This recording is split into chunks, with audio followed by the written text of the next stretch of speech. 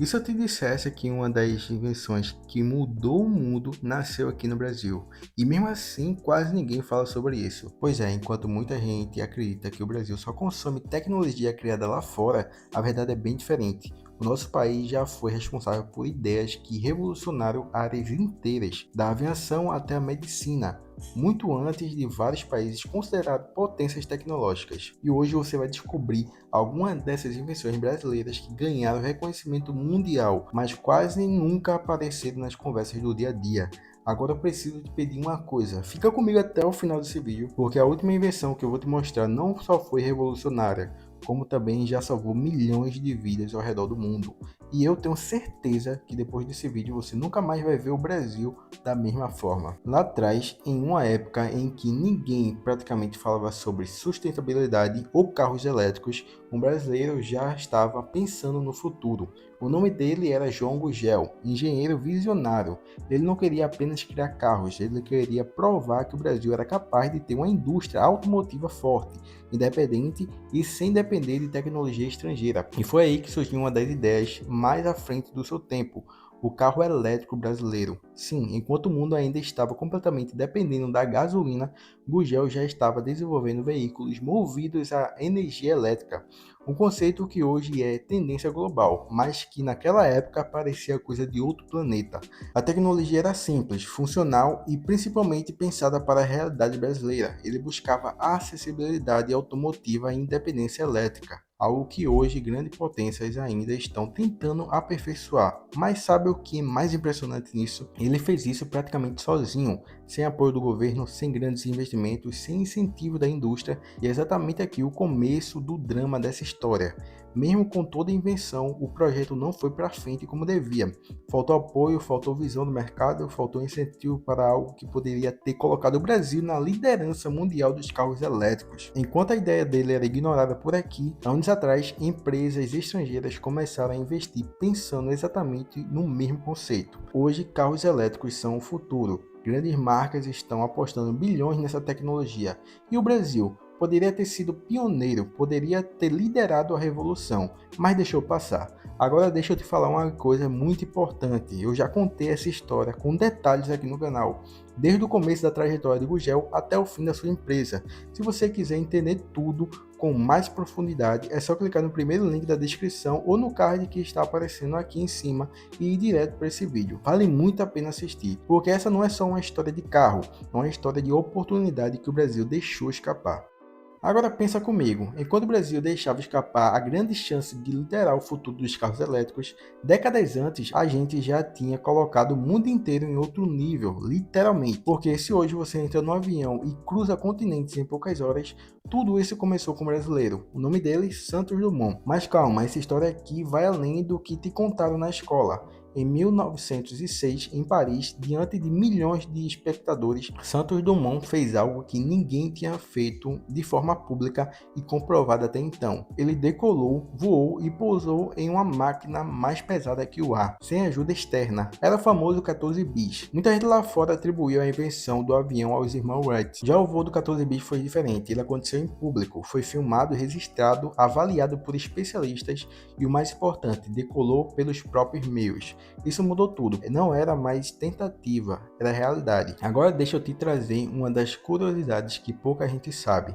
Santos Dumont não patenteou o avião, isso mesmo. Ele acreditava que sua invenção deveria ser da humanidade, não propriedade privada. Ele simplesmente abriu mão de ganhar dinheiro com algo que mudaria o mundo inteiro. Outra coisa, ele era obcecado por praticidade. As suas roupas eram adaptadas, ele ajudou a popularizar o relógio de pulso porque precisava ver as horas enquanto pilotava, ou seja, ele não só estava inventando um avião, ele estava moldando o estilo de vida. E o impacto disso foi gigantesco. A aviação revolucionou guerras, encurtou distâncias, conectou países, movimentou economias e criou uma das maiores indústrias do planeta. Hoje, milhões de pessoas voam todos os dias. E tudo isso começou com um brasileiro que teve coragem de tirar uma ideia do papel e colocar no ar. Mas ao contrário do que aconteceu com Gugel, dessa vez o Brasil não só participou da história, ele escreveu o primeiro capítulo. Agora deixa eu te mostrar uma parte dessa história que quase ninguém conhece, mas se você parar para pensar, impacta a sua vida até hoje, mesmo que você nunca tenha percebido. Antes dos celulares, antes dos computadores, até antes mesmo da internet, existia um problema simples, mas gigantesco: como registrar ideias de forma rápida, organizada e padronizada. E aqui entra mais um brasileiro, o nome dele Francisco João de Azevedo, um inventor que lá no século XIX criou um dos primeiros protótipos que viria a ser uma máquina de escrever. Agora imagine o impacto disso na época. Até então tudo era feito à mão, documentos demoravam mais, eram difíceis de padronizar e qualquer erro poderia significar começar tudo de novo. A ideia de uma máquina capaz de transformar pensamento em texto de forma mecânica era simples e revolucionária. E Azevedo conseguiu isso. Ele desenvolveu um protótipo funcional, algo totalmente fora da curva para aquele período. Era o começo de uma tecnologia que, anos depois, se tornaria essencial em escritórios, governos, jornais e praticamente qualquer lugar onde a informação precisava circular. Mas como outras histórias que a gente já viu aqui, veio o problema: falta de apoio, falta de reconhecimento e, principalmente, faltou estrutura para transformar aquela ideia em algo escalável. Com o tempo, outros países avançaram nesse contexto, aperfeiçoaram a tecnologia e ficaram com os créditos mais conhecidos da história. Só que a base já tinha sido pensada aqui. E agora vem a conexão que talvez você nunca tenha feito. A máquina de escrever foi o primeiro passo para tudo que você usa hoje. Ela abriu o caminho dos teclados, computadores e smartphones. Tudo que envolve digitar, registrar e compartilhar informação. Ou seja, toda vez que você manda uma mensagem, escreve um texto ou posta algo na internet, existe um pedacinho de história ali. Pode não ser a invenção mais famosa, mas sem dúvida foi uma das mais importantes para o desenvolvimento da comunicação no mundo. E mais uma vez o Brasil estava lá no começo de tudo.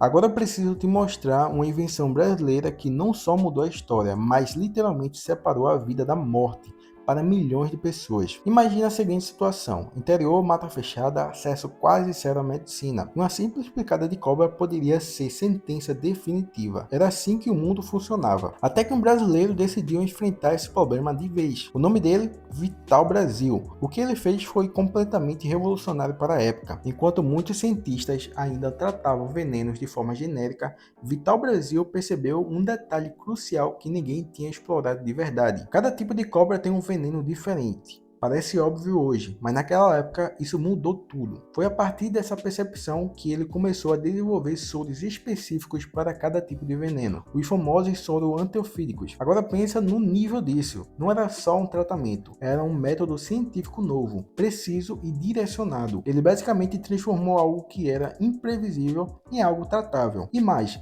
ele fez isso no Brasil, enfrentando limitações absurdas de estrutura, tecnologia e investimento, mas mesmo assim conseguiu avançar. E o impacto disso é gigantesco. Milhões de vidas foram salvas ao longo de décadas. Pessoas que em outras épocas não teriam a mesma chance passaram a ter tratamento, esperança e sobrevivência. E sem dúvida é uma das invenções mais importantes e menos valorizadas da nossa história. E depois disso tudo, deixa eu te fazer uma pergunta de verdade. Que país é esse? Um país que criou soluções antes do mundo, um país que colocou o homem no ar, um país que salvou milhões de vidas com ciência, um país que pensou no futuro muito antes dele chegar, e mesmo assim ainda é visto como um país que só gira em torno de festa, futebol, carnaval e entretenimento. Mas você acabou de ver que não é só isso. O Brasil tem mentes brilhantes, tem história, capacidade, recursos, territórios, clima favorável, tem agricultura forte, comércio, tem tudo, absolutamente tudo para ser uma das maiores potências do planeta. Então por que não é? Porque um país com tanto potencial ainda não se tornou referência mundial em inovação, tecnologia e desenvolvimento. Será que isso vem lá de trás da época da colonização? Será que é o reflexo do passado marcado pela escravidão? Ou será que o problema está nas escolhas que são feitas ao longo do tempo? Nos representantes, nas decisões, na forma como o país é conduzido? Ou será que, no fundo, o Brasil nunca aprendeu a valorizar quem pensa, quem cria e quem tenta mudar a realidade? É que o talento nunca faltou, a ideia nunca faltou, a capacidade nunca faltou. O que talvez faltou foi o apoio, a visão, o investimento. Enquanto isso não mudar, o Brasil vai continuar sendo um país do que poderia ter sido. Muito obrigado por você ter assistido até aqui. Se você gostou, deixa o seu like e também se inscreve para nos ajudar a bater 13 mil inscritos. Então é isso. Eu vou ficando por aqui e até uma próxima.